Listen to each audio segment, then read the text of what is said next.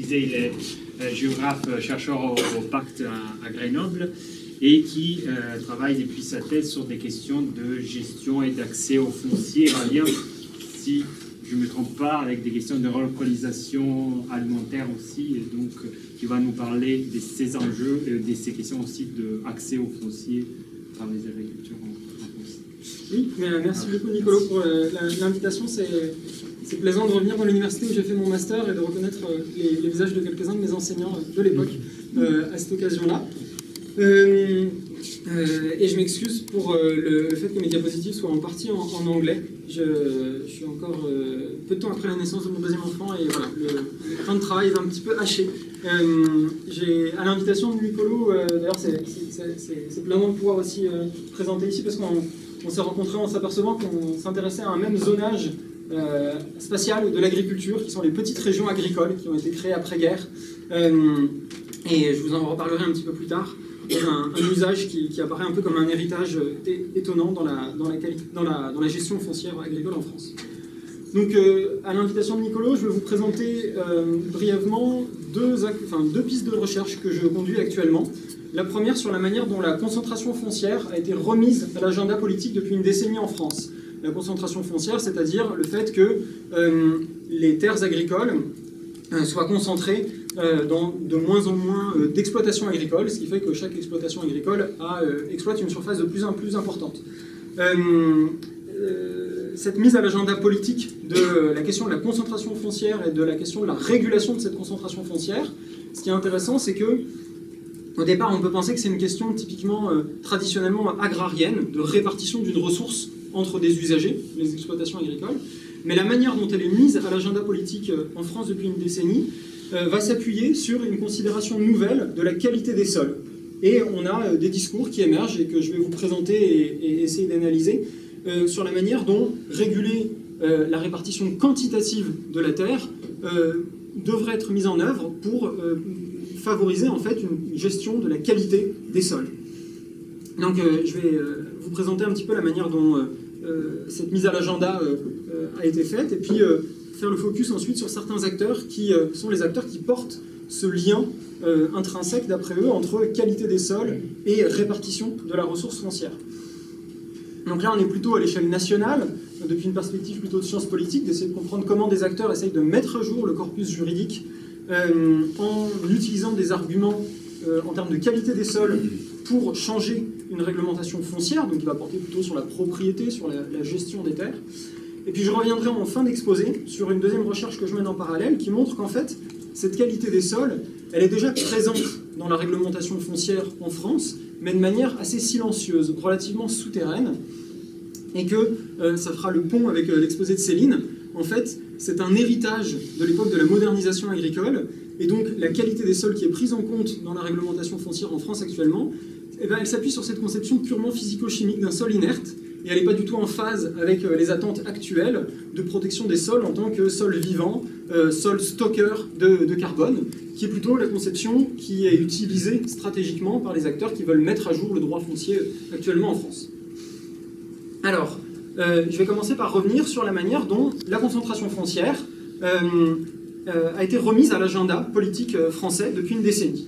Vous vous en souvenez peut-être, il y a maintenant à peu près 10 ans, on parlait un petit peu dans la presse généraliste de cette affaire de Chinois qui avaient acheté des terres agricoles françaises dans le Berry. C'était des exploitations céréalières. Alors on a mis plusieurs années à comprendre pourquoi des Chinois, des groupes de Chinois, des sociétés avaient investi par des montages sociétaires assez complexes que j'ai essayé de synthétiser ici. J'essaierai de faire un peu l'exégèse du schéma tout à l'heure. Pourquoi ces Chinois avaient acquis des terres céréalières du centre de la France? C'est le montage de quoi? Financier? Ça, c'est le montage sociétaire qui leur a permis de contourner la réglementation foncière qui existe. C'est un filiale? Oui, c'est ça. C'est-à-dire comment des holdings si vous voulez, je vous le dis tout de suite. En France, on a 4 marchés fonciers. On a le marché de la propriété de la terre. Vous vendez du foncier, une parcelle. Le marché de la location. Vous louez une parcelle. Ça, c'est 2 marchés qui existaient dans les années 60, au moment où la réglementation foncière française a été mise en place, avec la création des SAFER notamment. Donc, c'est les 2 marchés qui sont historiquement contrôlés. Dans les régions où l'agriculture, en termes de structure, d'exploitation ressemble à celle des années 60, eh ben, il n'y a guère que ces deux marchés qui existent. On vend la terre en tant que telle ou on la loue. Dans d'autres régions où on a une agriculture un petit peu plus entrepreneuriale qui s'est développée, il y a deux autres marchés qui existent pour l'accès au foncier. C'est le marché des parts sociales de sociétés possédant du foncier, c'est-à-dire vous avez des sociétés agricoles qui acquièrent du foncier, et puis ensuite, quand une société est vendue, on ne vend pas tous les actifs de la société, on vend les parts sociales de la société. Mais en achetant ces parts sociales, on achète un peu de foncier, un peu de cheptel, un peu de matériel, etc. Donc c'est une manière d'accéder au foncier qui est assez récente et qui n'est pas contrôlée, puisque à l'époque où on a construit le cadre réglementaire, ça n'existait pas. Et puis le dernier marché, c'est celui ce qu'on appelle du travail délégué, c'est-à-dire des contrats qui sont faits entre un propriétaire et un exploitant agricole, non pas pour louer la terre, mais simplement pour, par exemple, faire les semis, ou faire les semis et la récolte, ou désherber et puis faire la récolte. C'est des contrats qui ne portent pas sur la location de l'intégralité du foncier, mais simplement sur un échange de services, de quelques tâches. Ça, c'est aussi un marché qui n'est pas régulé, qui n'est pas contrôlé, qui est assez peu connu. Donc en France, pour accéder au foncier, oui, dites-moi. Les Béotiens, par contrôler, vous voulez dire qu'il y a un organisme qui gère pour éviter que des terres agricoles soient achetées par des non-agriculteurs ou des choses comme ça? Tout à fait. Le marché de la propriété est géré par un organisme qui s'appelle les SAFER, les Sociétés d'aménagement foncier et d'établissement rural, qui contrôlent effectivement que les terres agricoles conservent un usage agricole, notamment que les prix auxquels elles sont vendues ne sont pas spéculatifs. Et l'outil principal des SAFER, c'est le droit de préemption. Et en fait, dans 99% des cas, la menace d'une préemption plutôt que la préemption réelle. Le marché de la location, il est régulé par des commissions administratives, qu'on appelle les commissions départementales d'orientation de l'agriculture, qui délivrent des sortes de permis d'exploiter aux locataires. Et donc, s'il y a plusieurs personnes qui souhaitent exploiter une même parcelle, elles se réfèrent à un schéma régional qui fixe des priorités. Plutôt donner la priorité aux jeunes qui s'installent qu'aux agriculteurs qui veulent s'agrandir, par exemple. Plutôt donner la priorité aux gens qui s'installent en ayant obtenu un soutien de l'État qu'à ceux qui s'installent sans le soutien de l'État. Ce genre de priorité. Le marché des parts sociales n'est pas contrôlé. Et actuellement, le marché, deux fois plus de terres agricoles sont vendues indirectement par des parts sociales que directement dans des ventes effectives de terres. Juste un détail sur oui. Ce marché des parts sociales. Les sociétés, elles sont soumises par contre au marché s'ils vendent sur le marché, elles sont soumises à la régulation traditionnelle? Pas du tout, parce que, par exemple, tu as une exploitation, Nicolas, je sais pas moi, de 500 hectares de vaches laitières. Moi, ça m'intéresse de l'acheter. Eh bien, tu vas me vendre les parts sociales, et la SAFER n'aura rien à dire. En tout cas, jusqu'à il y a 2 mois, elle n'avait rien à dire. Il faut déjà qu'il ait créé une société, et ça, c'est pas contrôlé. Alors, ce qui n'est pas contrôlé, il crée sa société, principe de libre entreprise, et puis Nicolas vend le foncier qui lui appartenait en propre à sa société. Et ça, c'est pas non plus contrôlé. Donc, voilà, depuis une libéralisation qui date de 2006, c'est plus contrôlé. Donc l'usage agricole est garanti ou pas? L'usage agricole est garanti, mais ce qui n'est pas garanti, c'est le type de modèle agricole qu'on met en place. Et alors, comment est-ce que ces investisseurs chinois ont fait pour acquérir des terres? Eh bien, ils ont tout simplement acquis des parts sociales de sociétés qui soit exploitaient du foncier, soit possédaient du foncier. Alors, ça a fait grand bruit parce que le monde agricole français se pensait à l'abri de l'accaparement foncier. Vous savez, depuis les crises alimentaires 2007-2008, on a beaucoup parlé d'accaparement foncier, et ça semblait être quelque chose de très exotique qui concernait les pays du Sud, global, hein, peut-être un peu d'Europe de l'Est, mais bon, qui semblait épargner l'Europe de l'Ouest. Et ça a eu en termes de, si on réfléchit en termes de mise à l'agenda politique, le fait que des investisseurs chinois acquièrent plusieurs milliers d'hectares de terres céréalières, ça a eu un effet déclencheur qui a fait prendre conscience à beaucoup d'acteurs politiques que en fait, il y avait une dynamique de concentration foncière qui était en cours en France. De moins en moins d'exploitations exploitent un volume de foncier qui est stable, et que ça se traduisait par l'émergence d'une agriculture plus de firme que familiale.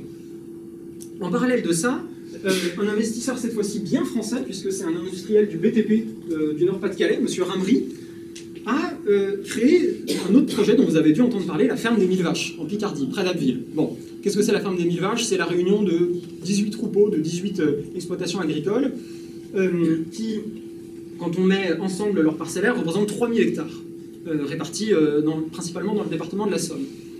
Et donc les vaches étaient rassemblées dans le bâtiment d'exploitation qu'on voit en photo aérienne. Et encore une fois, comment est-ce que M. Ramery a pu prendre le contrôle de ces 18 sociétés? Tout simplement en achetant 50% plus une part de chaque société. Et donc il avait préalablement fait en sorte, demandé aux exploitations agricoles qui étaient souvent des élevages en difficulté de se constituer en société pour pouvoir ensuite investir dans ces sociétés et, d'après son narratif à lui, aider des agriculteurs en difficulté. Ces deux, donc ça fait prendre conscience que ce n'était pas simplement des investisseurs étrangers, mais aussi des investisseurs français qui participaient à la concentration foncière. À partir du moment, donc ça c'est ce que je vous ai dit, je suis désolé, j'ai commenté cette diapo sans qu'elle soit apparue à l'écran, hein, c'est la régulation du marché de la propriété, la régulation du marché de la location, et puis la régulation des relations entre propriétaires et fermiers, qui en France bénéficient d'un statut qu'on appelle le statut du fermage, qui existe depuis la Libération. Donc c'est la régulation qui date des années 40-60 et qui est un peu rendue peu opérationnelle par l'émergence de ces deux marchés, des parts sociales et du travail délégué.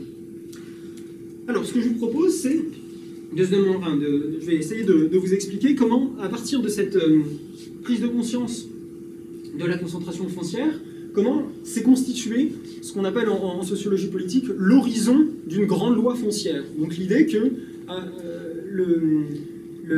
la prochaine étape en termes de mise à jour du corpus juridique français allait être le fait de mettre vraiment à jour l'intégralité des règles dans le cadre d'une grande loi ou d'une nouvelle loi foncière qui était appelée par de nombreux acteurs. Alors c'est des débats qui sont encore en cours parce que pour le moment, il n'y a absolument pas de grande loi foncière qui a été votée. Il y a plusieurs petites lois foncières qui ont fait des ajustements. Mais ça a été un moment où de nombreux acteurs ont dû prendre position et faire des propositions sur qu'est-ce qu'il faudrait changer dans le cadre juridique du foncier agricole.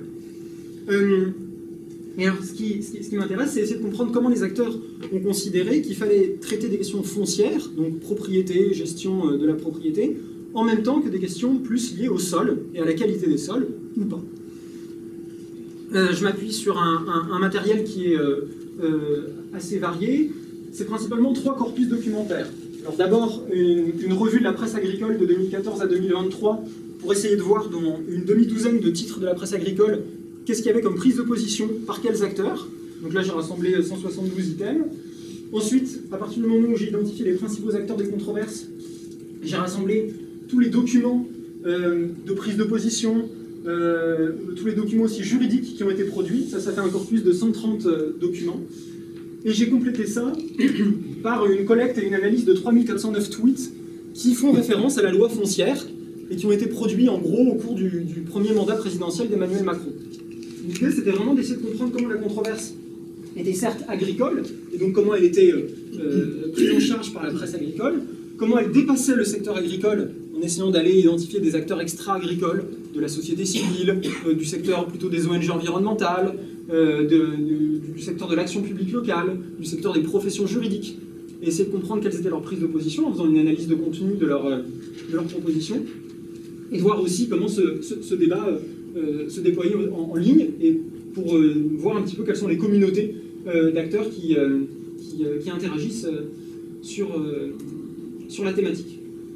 Tout ça, c'est un peu contextualisé par une observation participante sporadique que je conduis dans une ONG, qui est une des ONG qui prend part à ces débats, qui s'appelle Acter, qui est une ONG à la fois d'universitaires et de militants sur les questions foncières.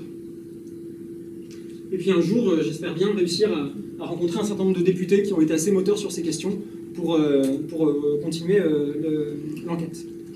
Alors, dans un premier temps, j'aimerais d'abord revenir sur un petit peu la chronologie de la construction de cet horizon, l'horizon d'une grande loi foncière, le fait qu'on allait mettre à jour la régulation foncière en France, la manière dont cet horizon s'est construit, la manière dont il s'est évanoui et la manière dont il se reconstruit depuis quelques mois.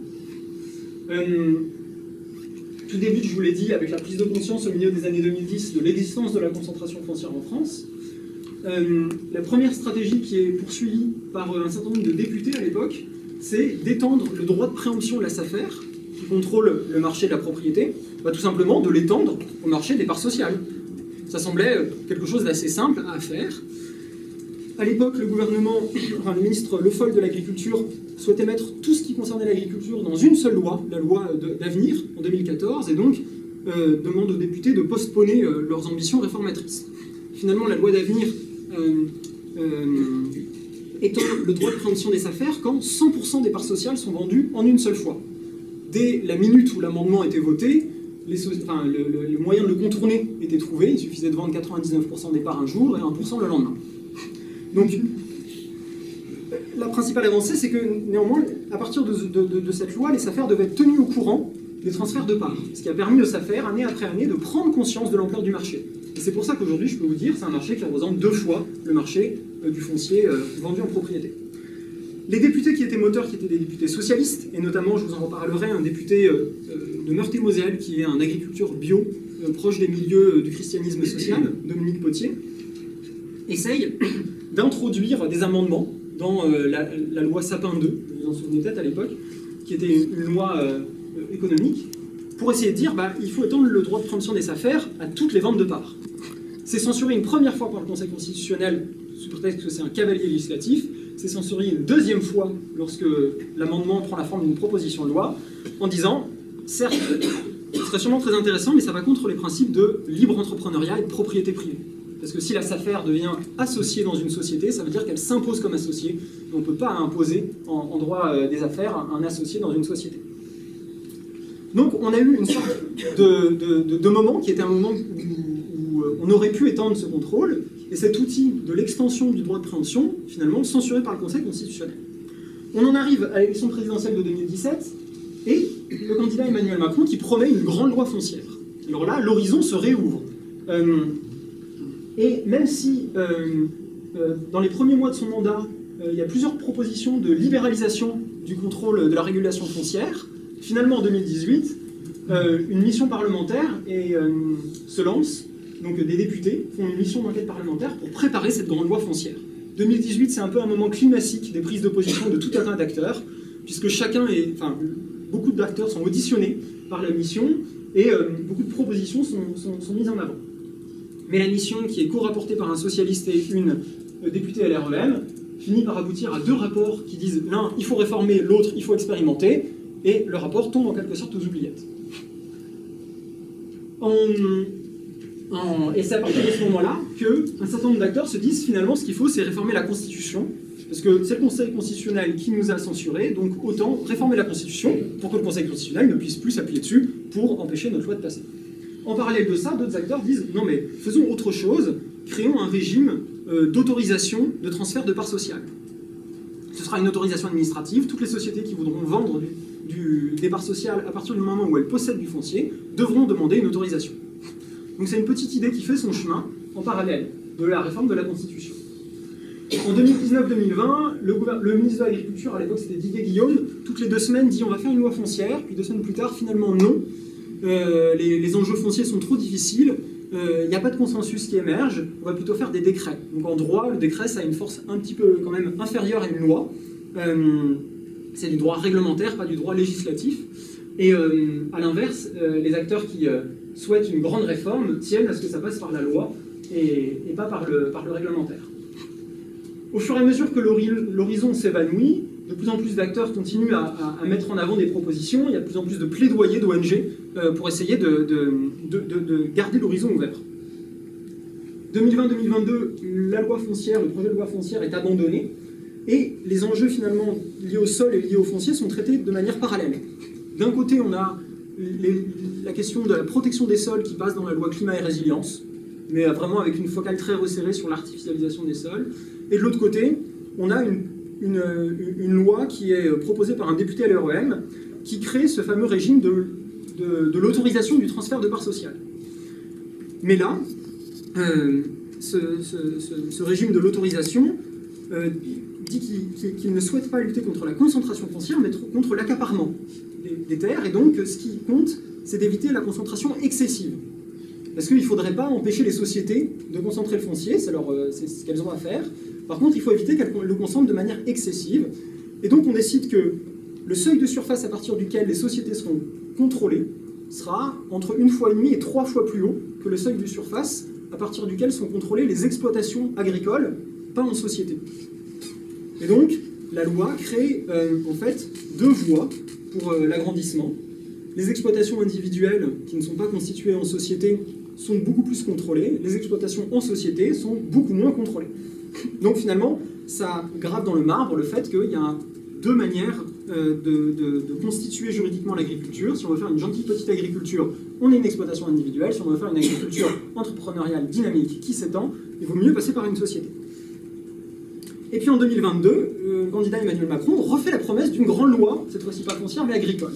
Et alors là, on a une réouverture de l'horizon, et à nouveau, comme le foncier est censé être un des 5 objets principaux de cette loi, à nouveau, une grande production par tous les acteurs concernés de propositions. Alors finalement, on a, comme je vous l'ai dit, un traitement politique différencié des questions liées au sol et des questions liées au foncier. Mais il y a 2 réseaux d'acteurs qui ont essayé de développer des narratifs disant que pour mieux protéger les sols, il fallait mieux contrôler la propriété du foncier. En essayant de dire que les 2 dimensions sol et foncier, les 2 dimensions de la Terre, la dimension matérielle du sol, la dimension immatérielle du foncier, étaient tellement irrémédiablement liées qu'il fallait traiter les 2 de manière simultanée. On a d'un côté le député socialiste Dominique Potier et un certain nombre d'organisations qui gravitent autour de lui, dont je vous ai parlé, dont on pourrait résumer un petit peu la vision politique en disant que si on veut de l'agroécologie, il faut qu'il y ait de nouveaux agriculteurs qui s'installent, parce qu'on a essayé depuis des décennies de faire la transition agroécologique des agriculteurs en place, et que c'est plutôt quand même les nouveaux installés qui sont porteurs de ce type de modèle. Et donc il dit si on veut de l'agroécologie, il faut une relève une relève paysanne, et si on veut une relève, il faut une politique foncière juste, pour leur faire une place dans l'espace rural. Et donc mieux réguler la concentration foncière pour créer une place pour des nouveaux venus. Et donc c'est l'idée que la nouvelle loi foncière serait nécessaire par une chaîne de causalité pour, in fine, introduire l'agroécologie en France de manière beaucoup plus massive qu'elle ne l'est actuellement. Et donc, si on veut prendre soin des sols, eh bien, il faudrait mieux répartir le foncier. D'ailleurs, en séance à l'Assemblée nationale, Dominique Potier dit sa filiation avec les partageux, avec tout un tas de mouvements qui sont vraiment des mouvements traditionnels de répartition de la ressource foncière. Et parallèlement à ça, on a une coalition assez originale, et plutôt transsectorielle, d'un syndicat agricole de la gauche paysanne, la Confédération paysanne, d'un mouvement de la société civile, initialement Terre de Liens, qui est un mouvement qui acquiert du foncier pour le mettre à disposition d'agriculteurs en agriculture biologique, en circuit court de proximité. Donc c'est un peu comme un land trust aux États-Unis, si ça peut vous dire quelque chose. Et en même temps, c'est un mouvement d'éducation populaire sur les questions foncières. Et puis cette dernière ONG dont je vous parlais, Acter, qui est une ONG plutôt de militants de la question foncière. Et cet autre pôle met en avant des revendications assez similaires, en disant aussi que si on veut protéger les sols, il faut mieux répartir la terre. Si on regarde un petit peu comment, sur Twitter, ce débat autour de la loi foncière apparaît, alors juste pour vous donner quelques clés de lecture, chaque couleur c'est une communauté de comptes Twitter, donc des comptes qui sont liés parce qu'ils se retweetent, ils se répondent, ils se citent. La taille des ronds correspond au nombre de fois que les tweets d'un compte a été retweeté, répondu ou cité. Donc le plus gros compte d'une communauté, c'est un petit peu celui qui est au cœur de cette communauté. Et le positionnement des différentes communautés, eh ben, c'est lié au fait au nombre de liens qui existent entre ces différentes communautés. Donc on a nos 3 acteurs, enfin les 3 acteurs dont je vous ai parlé juste avant, Dominique Potier, la Confédération paysanne et Terre de Liens, qui sont en fait assez proches si on modélise les liens sur Twitter. Ça met en avant leur proximité idéologique. Et c'est des comptes qui sont très centralisés autour d'un acteur, la Confédération paysanne, Terre de Liens et Dominique Potier. Et puis on a d'autres acteurs qui sont moins actifs sur la question, qui sont peut-être un petit peu plus à l'écart, c'est plutôt les acteurs de l'agriculture plus institutionnels, plus conventionnels, et puis beaucoup de professions juridiques rurales qui, en quelque sorte, dans leur tweet, râlent contre le renforcement de la réglementation. Et qui se retrouvent à peu près dans le même champ que la FNSEA ou jeunes agriculteurs qui sont un petit peu plus timorés sur la question d'une réforme de la régulation foncière. Ce qui est intéressant, c'est que comment est-ce que Dominique Potier, Acter, Terre de Liens, la Confédération paysanne renouvellent leur argumentaire à partir du moment où la possibilité d'une loi foncière semble s'évanouir. Eh bien, c'est en adossant leurs revendications à un régime de légitimité qui est très courant actuellement, c'est celui de la question climatique. En disant, bon, on a oublié de vous dire, mais pourquoi c'est important de mieux partager la terre? Certes, c'est important de mieux partager la terre pour prendre soin des sols. Pourquoi c'est important de prendre soin des sols? Convention citoyenne pour le climat, et puis rapport du GIEC, c'est important de prendre soin des sols parce qu'ils stockent du carbone, n'oubliez pas. Et donc, si on veut mettre en place des modèles agricoles qui stockent du carbone, si on veut imposer des pratiques, il faut installer des gens qui adhèrent à ces pratiques, des paysans qui adhèrent à ces pratiques, et donc il faut pouvoir avoir un contrôle public de l'allocation du foncier qui soit plus important. Ce renouvellement autour de 2020, il est assez intéressant parce que 3 ans plus tôt, Terre de Liens, la Confédération paysanne, étaient très rétifs face à la question du carbone farming, donc du cadrage climat des enjeux agricoles, en disant c'est une menace, c'est une nouvelle manière pour les investisseurs agricoles à grande échelle de vouloir faire de l'accaparement foncier, utiliser cet argument climatique. On le voit bien dans des projets qui ont lieu dans le sud global. Et puis, 3 ans plus tard, ils changent complètement de positionnement sur la question du stockage de carbone, et ils l'utilisent comme un instrument de légitimité pour leur réforme foncière, qui est plutôt une réforme assez agrarienne, de répartition de la ressource. Et on le voit un peu dans les co-signataires des tribunes qu'ils font à cette époque-là, puisqu'on retrouve Notre Affaire à tous, le réseau Action Climat, la Fondation Nicolas Hulot, par exemple, ou Greenpeace, qui viennent soutenir ce plaidoyer pour une réforme foncière qui favoriserait, in fine, par une chaîne de causalité, le stockage de carbone. En parallèle de ça, quelques mois plus tôt, il y avait eu vraiment un appel au moment où Didier Guillaume, le ministre de l'Agriculture, disait « J'arrive pas à trouver un consensus dans le monde agricole, c'est vraiment trop compliqué cette réforme, abandonnons-la ». Il y avait eu en réponse une déclaration qui était signée par tous les syndicats agricoles. Vous voyez quand même que le logo Confédération Paysanne a été mis à côté du logo FNSEA. Alors, note de lecture pour ceux qui ne sont pas habitués, c'est des syndicats qui sont radicalement opposés. Déjà, ils signent ensemble une pétition, c'est relativement rare, et bon, on met vraiment leur logo côte à côte. Et à côté, il y a France Nature Environnement, qui n'est pas un grand ami de la FNSEA, et un certain nombre d'autres organisations qui avaient réussi à converger pour dire qu'il nous faut effectivement partager et protéger la terre à la fois. Mais cette entente a duré assez peu longtemps. Dès le moment où Didier Guillaume a dit non, c'est vraiment terminé, la FNSEA et des organisations plutôt proches ont essayé de refaire du lobbying pour que des décrets soient pris sur des questions ponctuelles qui les intéressaient, tandis qu'en parallèle, on a la coalition foncière, Dominique Potier, qui part plutôt sur cette nouvelle justification carbone de la nécessité d'une loi foncière. Bon, j'ai été un peu vite, je suis désolé, c'est peut-être pas des notions qui sont simples pour tout le monde, ces questions de mise à l'agenda politique, etc. Mais bon, j'espère avoir été assez clair, n'hésitez pas à me poser des questions sinon. C'est intéressant qu'on ait cette volonté de lier foncier et sol, comme si, en fait, c'était quelque chose qui dans le droit n'existait pas. L'idée que la réglementation foncière ne prendrait pas du tout appui sur la qualité des sols. De fait, dans la réglementation foncière, on a peu de choses qui essayent de cibler le foncier vers telle pratique agricole qui serait plus respectueuse du sol. Et ce serait effectivement une grande innovation que d'avoir une nouvelle réglementation foncière qui prioriserait les allocations foncières vers un modèle agricole plutôt que vers un autre. Néanmoins, quand on regarde un petit peu ce qui existe déjà en termes d'application du droit foncier en France à l'échelle locale, on a des exemples d'utilisation assez souterraine, silencieuse de la qualité des sols. Ça, c'est une autre recherche que je mène. Et Nicolas, je suis désolé, j'ai pas pris mon... Enfin, je croyais avoir lancé mon chronomètre, je ne l'ai pas lancé. Juste pour savoir, dans cette dernière partie, combien de temps j'ai 5 minutes. 5 minutes. Et ben, je vais le faire très rapidement. On peut se dire, oui, qualité des sols et réglementation foncière sont peu liés.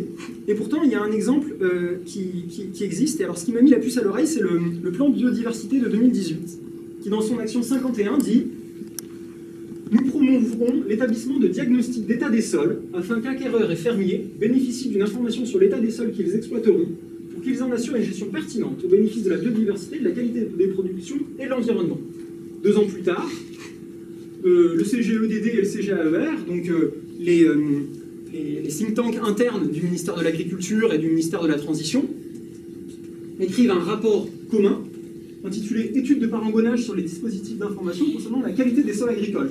Ce rapport, il est là pour dire comment on pourrait mettre en œuvre l'action 51 du plan de biodiversité.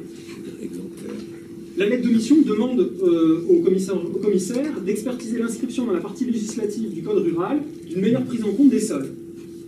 Et leur proposition, c'est d'inscrire un descriptif simplifié de la qualité des sols dans les contrats fonciers, vente ou location, comportant à minima le taux et le stock de carbone, selon une densité minimale à définir. Alors ça, c'est vraiment très en lien avec les préoccupations contemporaines sur le stockage de carbone. La proposition, c'est, à chaque fois qu'on loue une terre, à chaque fois qu'on vend une terre, il faudrait qu'il y ait un descriptif de la qualité des sols, qui dise notamment tant de carbone dans le sol, pour pouvoir savoir si il faut l'améliorer, si c'est déjà bien, si le puits est plein, si le puits est vide, etc. Puis je me suis dit, bah, quand même, moi, dans mes différentes recherches, je suis déjà tombé sur la réglementation de la valeur locative du foncier agricole. En France, vous savez, on ne peut pas louer le foncier agricole au prix qu'on veut. Il y a une réglementation administrative qui donne des fourchettes. Et il me semblait bien qu'il y avait quand même des critères liés à la qualité des sols dans la définition de ces fourchettes. Alors, ça serait intéressant, hein, il y aurait une vision, si on suivait la recommandation du CGEDD et du CGAER, il y aurait une vision un peu plus complète de l'objet du contrat. On serait sur les qualités d'un milieu qu'on loue, le sol, et pas seulement sur la quantité d'un espace, le foncier. Et de fait, ça viendrait un petit peu combler le manque de reconnaissance par le droit des sols. C'est intéressant le fermage parce qu'il y a eu 4 terres sur 5 en France qui sont soumises au fermage, donc c'est un outil qui effectivement n'est pas à négliger. Et quand on va regarder dans le code rural ce que dit l'article L411, il dit qu'il faut effectivement que les valeurs locatives dépendent en partie de la qualité des sols. Mais que c'est les départements qui doivent définir, pour chaque département, une grille d'évaluation de la qualité des sols et de la qualité du foncier, et en déduire une fourchette de valeurs locatives. Donc, je me suis lancé dans un travail d'épluchage de tous les arrêtés préfectoraux de tous les départements de France qui définissent les fourchettes de valeurs locatives du foncier pour aller voir s'ils parlaient de qualité des sols ou pas, et surtout de quelle qualité des sols. Est-ce qu'ils parlent de stockage de carbone, par exemple? Finalement, est-ce que ça existe déjà ou pas? Et alors, ce qui en ressort, comme ça, moi je tiendrai les 5 minutes. Donc, je me penche sur à peu près 200 arrêtés préfectoraux, parce que dans chaque département, il y a un arrêté qui dit, chaque année, en septembre, les fourchettes sont de tant euros à tant euros. Puis il y a un autre arrêté qui est beaucoup plus long qui dit, alors, pour calculer la valeur d'un sol, il faut prendre en compte tel critère. Dans telle zone du département, ce sera différent. Par ailleurs, dans les vignes, ce sera différent. Donc c'est des choses qui sont assez complexes et propres à chaque département. On peut se dire, la France a un État centralisé, il y aurait pu avoir un arrêté type, puis chaque département aurait juste eu à remplir, mais ce n'est pas le cas. Il y a une grande liberté donnée aux préfectures. De fait, ces arrêtés fermage, ils catégorisent, en fonction de la situation locale, les parcelles en fonction de l'occupation des sols. Dans un département, c'est important de dire que les labours n'auront pas la même évaluation que les prairies. Dans un autre département, c'est pas bien important, donc ils ont une grille d'évaluation commune, par exemple. Et puis, selon les départements, on crée des zones. C'est là qu'on a discuté avec Nicolas, c'est que le zonage qui est repris dans ces arrêtés fermage, c'est le zonage des petites régions agricoles, dans la majeure partie des cas, qui date d'avant la modernisation agricole et d'avant la spécialisation agricole. C'est quand même assez amusant. Mais dans certains départements, c'est plus un étagement, dans les départements montagnards notamment. Et puis ensuite, il y a 2 grandes méthodes qui sont utilisées pour classer les sols. Certaines méthodes, c'est de définir des idéotypes de sol et de dire aux agriculteurs, bah, vous voyez à peu près, votre sol, il ressemble à quel de ces idéotypes, et puis ça vous donne une classe. On est plus dans une vision de pédologie de terrain, d'aller voir le sol comme un individu qui est propre à un milieu, à des conditions de milieu. Puis il y a une autre manière de classer les sols, c'est une grille à points. telle qualité, donc 1 point. S'il y a tant d'argile, alors ça fait 3 points, etc. Donc on est plus dans une conception là, des sols comme un objet décomposable en variables qu'on peut évaluer indépendamment les unes des autres.